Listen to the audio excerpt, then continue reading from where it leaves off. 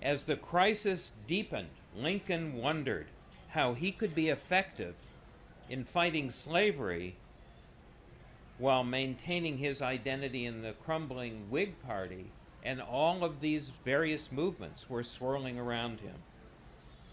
On August 24th, 1855, Lincoln wrote his intimate friend, Joshua Speed, with whom he had shared a room in Springfield. Speed had now gone back to his home in Kentucky, where he presided over a plantation. He and Lincoln disagreed about slavery. Lincoln wrote him a very long letter. And in the forefront of his thinking was the threat of the know-nothings.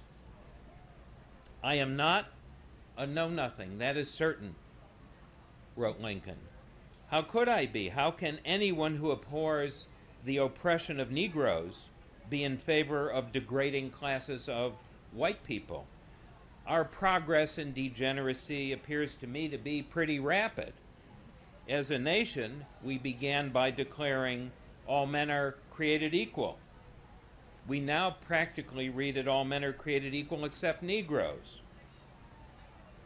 When the know-nothings get control, it will read all men are created equal except Negroes and foreigners and Catholics. When it comes to this, I should prefer emigrating to some country where they make no pretense of loving liberty. To Russia, for instance.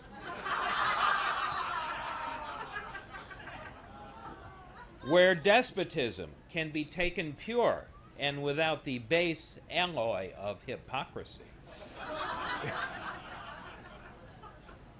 That Lincoln could write. He could turn a phrase. State by state, the new Republican Party was being organized. And in Illinois, a group of anti-slavery newspaper editors invited Lincoln to join them as their leader at a meeting to organize a convention of the new party for Illinois.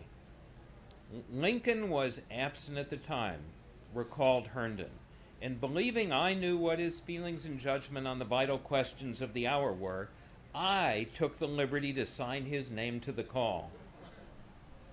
John Todd Stewart, who you remember as Lincoln's first law partner, tried to remove Lincoln's endorsement. He rushed into the law office and confronted Herndon. He asked if Lincoln had signed the abolition call. Herndon said, "I answered in the negative," adding that I had signed his name myself. To the question, "Did Lincoln authorize you to sign it?" I returned an emphatic no. "Then," exclaimed the startled and indignant Stewart, "you have ruined him."